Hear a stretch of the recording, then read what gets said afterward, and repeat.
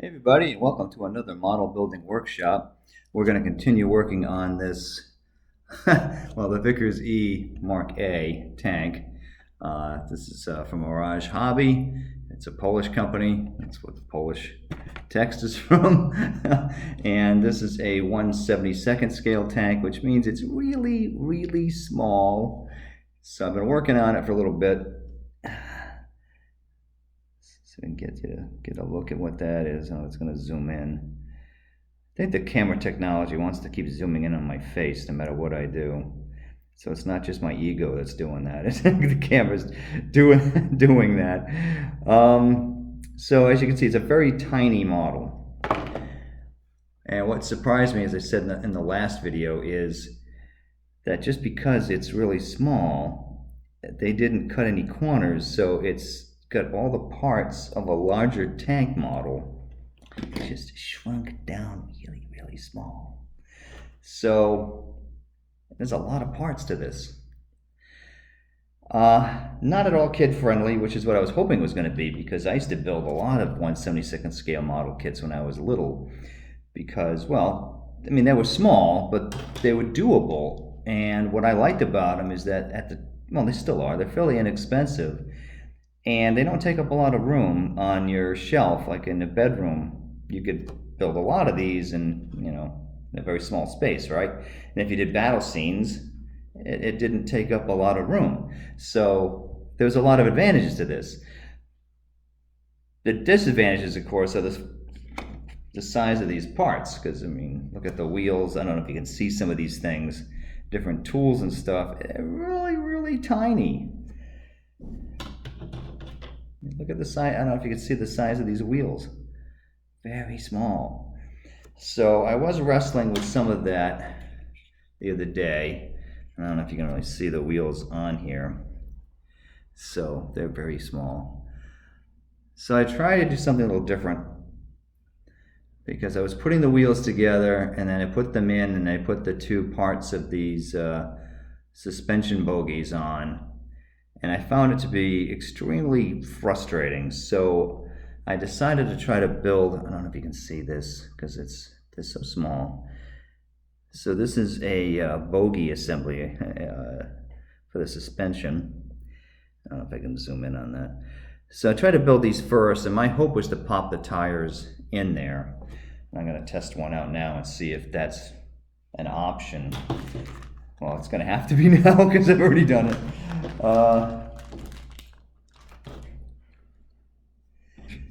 Let's see.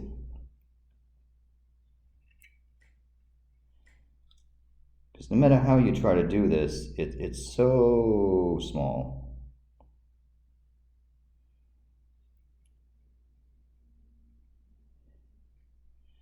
And I've noticed, at least for me,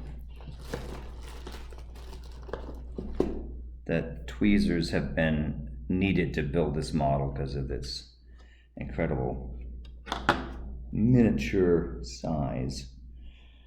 But who knows, maybe if I was younger, I might tackle this easier. But now that I'm not, and my eyes aren't so great as they used to be, yeah, right. So I'm going to see if this method is going to work for me, because I hope so. Yes, it will. So if you're going to try building one of these, and I have mixed feelings on that, because I was hoping this is going to be a bit simpler. But there are some bonuses to this for an adult, because I think a kid would go completely insane building this particular tank, this particular model. It might be this company. Well, I really love their 1/35th scale models, because, well, they're bigger, you can see them, but the detail and everything is kind of fun from this company at that scale. And they make some really odd vehicles. Like, this is a kind of a weird looking vehicle, isn't it? So they make some fun stuff. So for an adult or somebody with a lot of patience, whether it be a kid or whatever, this is kind of neat, because the detail is really good. And the parts count, it's a good model, it's just small. So if you don't mind that size, this would be a lot of fun to build. I am finding it enjoyable, but a little frustrating because it's getting a bit beyond me to be able to look at stuff like this. I suppose if I had magnifying glasses and all that, it might be a little bit easier, but I am, like I said, I am impressed with the amount of detail on something so tiny. So I'm going to work on a few things today, not too much, because it's going to be hard to film, and I think I ran into that problem with the last video, and I know that ran a bit long as you watch me fight this thing. So I'm going to do a few parts because they're so hard to see and it's difficult to film this. So I'm going to do, like there's the drive sprocket, I'm going to put that on this side. I've already got it on the other side. And I'll put the other turret together so you can see how that goes. I did have some issues putting the first turret together because, believe it or not, they designed this so that the machine gun can go up and down. I couldn't get it to do that because the part is so tiny and you need to put in a very minuscule amount of glue to make that work. I just glued it in place and it's just in a fixed position there. I might try this time to see if I can get it to elevate, but I really doubt it. So let me show you the drive sprocket there. And if you notice, there's some other, I don't know if you can see them, but there's little hooks that go on the back. There's tiny tools here, shovels, axes, and crowbars and things that would be on the tank for repair tools and camping equipment. That's all here. All of the parts that would be on a larger sized scale model of this are there. And there's little latches, which I don't know if I'm even going to attempt that because those parts are so microscopic. I'm not that crazy, you know. So let me see if I can get this drive sprocket on. And for a tank this size, they just did the rubber band style treads, which according to the instructions, well, there's a lot on here. There's 2 treads and there's a towing cable. I don't know how that towing cable is going to work. You're supposed to wrap that around something. Yeah, I don't know how that will be, but I'll deal with that later. But there's the treads. So they're the flexible plastic. And according to the instructions, it says you can super glue those together. I'll find out. Sometimes in this scale, what I've done is either use wire to tie them together or a stapler and just staple it together and then mount this to like a little board or something small and use plaster or spackling compound or something like that, and you kind of can sink the tread in it. That way you don't see the stapler in there, and it'll look pretty good. You can make a pretty nice little seam with something like this. I mean, it's going to be tiny, but it's kind of fun. You put it on your shelf, and it's a bit of a discussion piece. Okay, so here's this really tiny drive wheel. What is difficult on this, and I don't know how imperative it's going to be to get this right, is trying to get these guide teeth on both of these wheels to match up. Maybe I can try to put the tread on there. All right, that looks decent. So I'll make sure that the tread sits on there okay. I don't want to give this any reason for the tread not to want to fit onto it. So you get that little hole in the front there, which I hope you can see where this drive wheel is going to go. See, it's on that side here. So I'm going to try that. And there's no way to make this operable it's not going to turn.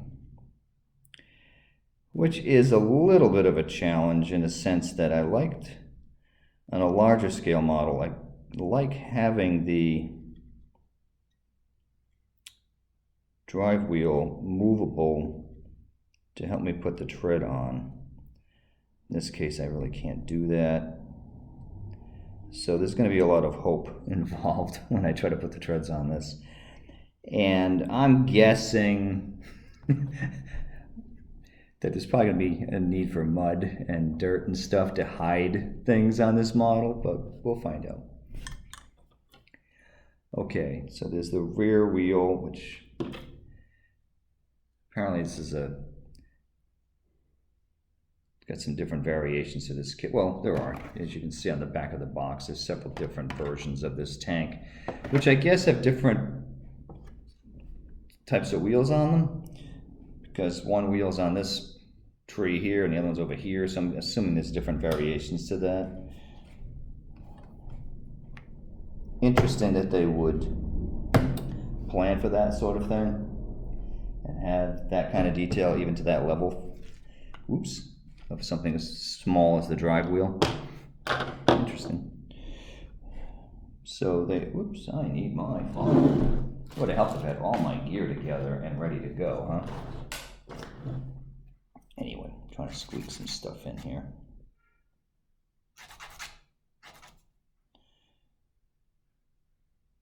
So here's one, and that does not have a very, for the most part, I haven't had to do a lot of surgery on the parts. They've been good. This one, the hole wasn't completely opened on that wheel, which I can't. I don't think I can. There's no way I can show you that in this size. But I had to open that hole up a little bit. But in reality, the parts have been molded well. I haven't had an issue having to clean up much. Everything's nicely molded. It's just the only challenge being is the size of everything. So like I said, it's actually a very nice model, providing you can handle how tiny it is and that you can see it. Trying to pay attention to this camera. It keeps kind of going a little dark on me here. I don't know what's up with that. I have a love-hate relationship with this computer. Okay, whoops. And the table, apparently. Okay, let's get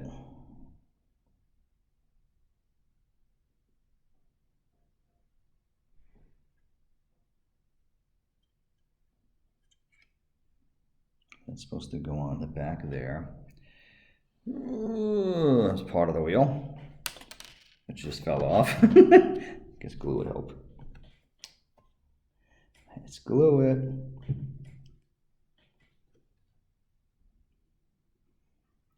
Not sure what the front and the back is supposed to be on this.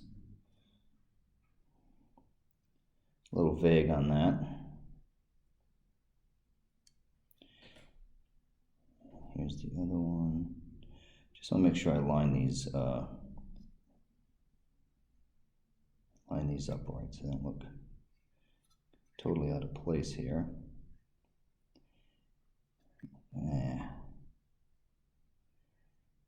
Don't really like how this is going. It's awfully loose.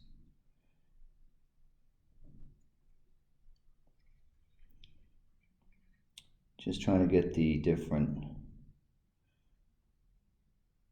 like this, there's one, this 5, it's like kind of like a 5-pointed star look to these spokes on this wheel setup. So I'm trying to get them so they line up okay. Yeah, I like the way this rear wheel goes together compared to the drive wheel. Kind of plopped on pretty nicely. This is still loose. I left this loose so I could work with it. That's why it keeps falling off. All right, I'm going to hope that that's going to work, because I think it's the best thing to do with that rear wheel. Seems like it's sticking out further than it should, but like I said, this may be a case for mud and whatnot. We'll find out, but so there's the wheels on it. Again, this is getting dark. So there's the wheels on that side. I hope that's showing up. No blurry. And I'm going to show you the other turret quickly here. And what I'll do is I'll probably stop at that. I think I'm going to stop after the turret. And the next video, I think I will show you a painting scheme for this. I'll have to see how this comes out. That's what I'm thinking will happen. We'll see what the reality is as I try to put this together. So the turret, believe it or not, even in this scale, has several parts to it. So let me get at that. It's got a small decal thing that just came out. There's very few decals on this. And generally in combat, Poland tended not to have any decals or markings on their vehicles for the most part. Sometimes they had an emblem or a platoon number or something like that.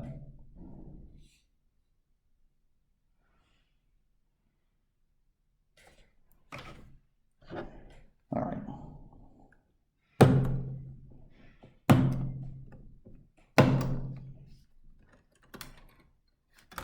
So there's the main part of the turret. I'm using a knife because these parts are very small, and cutting them out is very frustrating.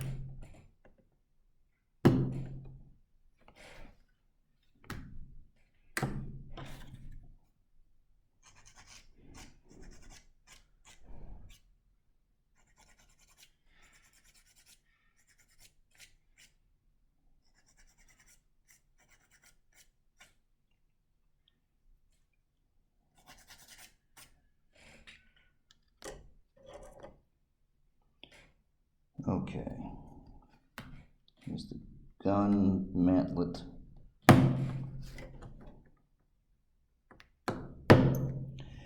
So this particular variant of the Vickers 6-ton tank, type E here, this is the A model.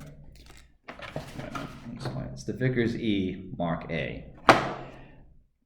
So this one was purchased by Poland from the Vickers Armstrong Company of Great Britain.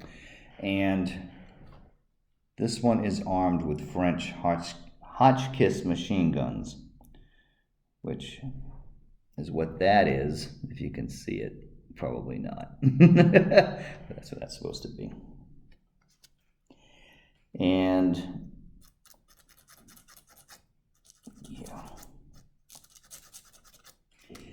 and you'll see these bump outs on the top of the turret here. And what that's for is for the ammo boxes, the Hotchkiss machine gun are on the top of the machine gun. So if you raise the gun up, you need clearance for the ammo boxes to go through the turret roof. So that's why they have this addition there, just to fit the ammo. So the ammo boxes had room to clear so they could operate the gun inside the turret. Now you got to figure that this little turret here, it just there's one man in each turret operating a machine gun in a very confined space like this. Can't imagine that being remotely comfortable. Okay, so there's these two supporting brackets which are very, very tiny here, which are supposed to hold this gun together into the turret. And if they put on right, the gun would move, but these are so small, I could not manage to get this to work properly on the first turret. I don't have a lot of hope I'm going to get it on this one either, to be honest with you.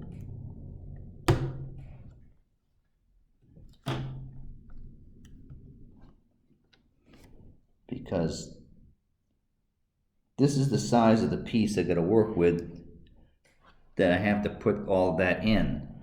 So, I mean, there's three parts that have to go in this. So, Right. Yeah, see, there's no way, because once you put the glue in there, it's all over the place. It's going to be game over already. Yeah, I don't have a way of, even with this applicator on this glue tube, trying to get that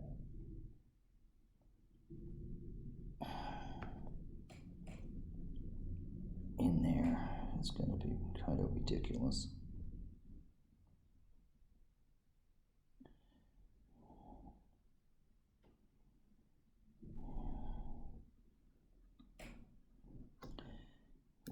I can't even hold this part, it's so tiny.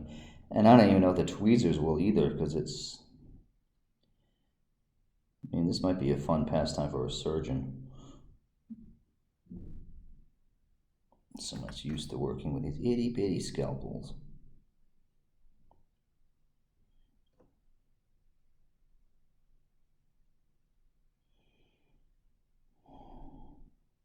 Like I said, when I was, I guess, a middle schooler, I really liked working with this scale, but I don't think I did anything quite this intricate back then. This company wasn't even in business yet.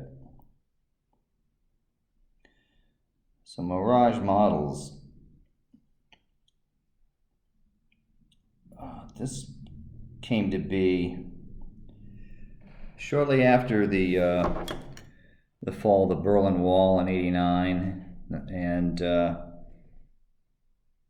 kind of the collapse of communism in Eastern Europe, and all these countries were free of communism. They began to get into businesses like model companies. There's a lot of model companies that popped up all through, the former communist Eastern Europe.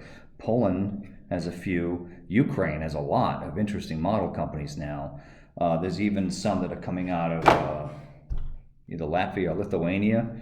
The Czechs have been making models for a while. They've expanded, and there's more companies in Czechoslovakia. I still call it that to this day. You can tell I'm an old fart, because I'm still doing that. The Czech Republic. So, yeah, it's interesting.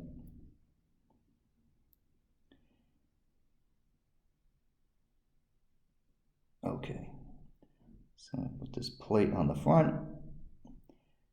So again, I'm just putting this gun into a position that I can live with, because it's going to be stuck, because I can't possibly get that to move.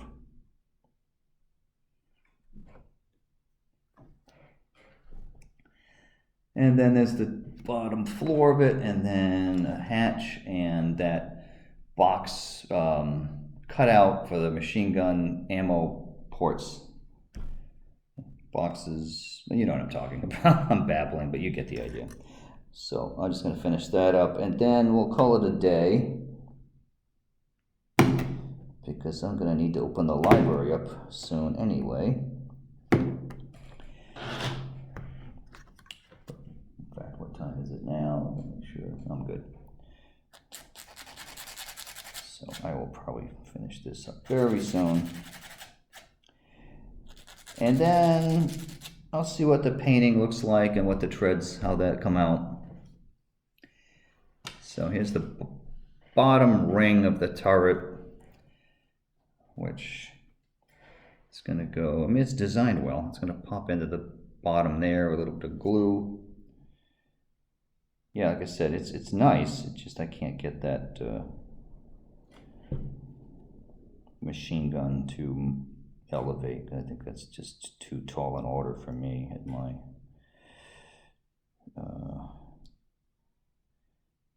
with my eyesight and everything and dexterity. It's a bit much for me.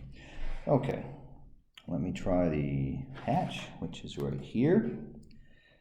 So you see, it's on there now. These just pop into the hull. That's just popped in right now. I could pull this off, but it's not a bad fit. I mean, if a kid wanted to play with it, not that I would really recommend it, because I think this would get destroyed very quickly, but it does turn, but with convincing. But if it was too loose, it would just fall off all the time, so we don't want it to just fall over. Get this hatch. If you wanted to get crazy, the hatch, you could pose this hatch open and try to find a figure to go in there. Of course, the figure is going to be like, you know, really tiny. You theoretically could do that here. There's a lot of possibilities, just what can you see? But you could have a lot of fun with this. Oops, I just smeared glue all over the place.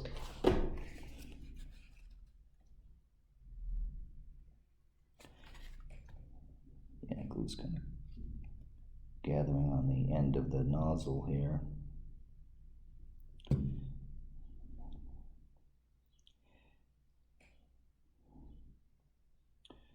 Okay, I'm closing the hatch on that. I don't want to try putting a figure in that. I don't really have a good figure for that anyway, so. And that just leaves the ammo clearance box here, for lack of a better term. And there are some tools and things I have to try to figure out how to put on the fender, but I'll tackle that off camera. And then there are a few different camo schemes you could do with this tank, depending on your mood.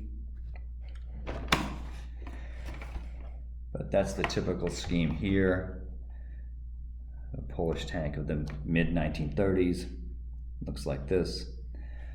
By the late 30s, it was more of an airbrush style camouflage, like them on the back there. The solid green is a possible option as well, a lot easier. And I don't know about this particular vehicle here, but a number of these were captured by the Germans in their brief war with Poland, so it's possible you could see some of these in German gray with the German crosses on them.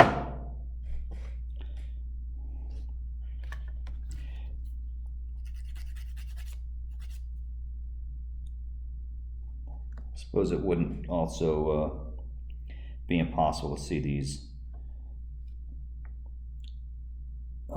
These could probably be done as Russian tanks too, since the Russians had a very similar version. The only thing that's really different about, well, there's a couple of things that kind of separate these different variants. Because this has the Hotchkiss machine guns. A lot of these had the British Vickers machine guns instead, which I can show you on the box what that looks like. Okay, this last piece wants to grumble with me here. Come on.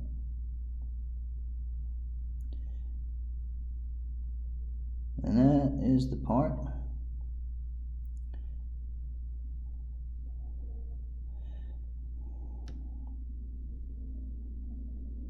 Come on. All right. Yeah. So there is the turret with the box on it. I don't know if you can see that very clearly. Small. And I'm just going to pop that in here without the glue.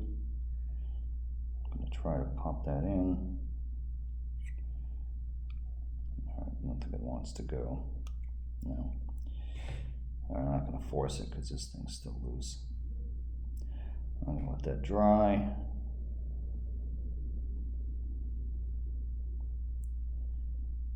Yeah, this one's a little... I don't have any problem with the other turret, but this box is a little bit fussy. It doesn't want to line up quite right. I think I got it now. Okay. As I was saying, this has got the Hotchkiss machine guns. That's got the Vickers machine guns in it, which are round, because they were, to be technical, they were liquid cooled. So they were in a tube that was surrounded by water to keep the gun barrel cold. The Hotchkiss gun is just air cooled. You know, just let the air get at it. It's supposed to cool it down. Anyway, so that's how this is coming along. And I'll try to finish this up, and we'll look at painting and see how that goes. Okay, talk to you guys soon. Have a good one. Bye.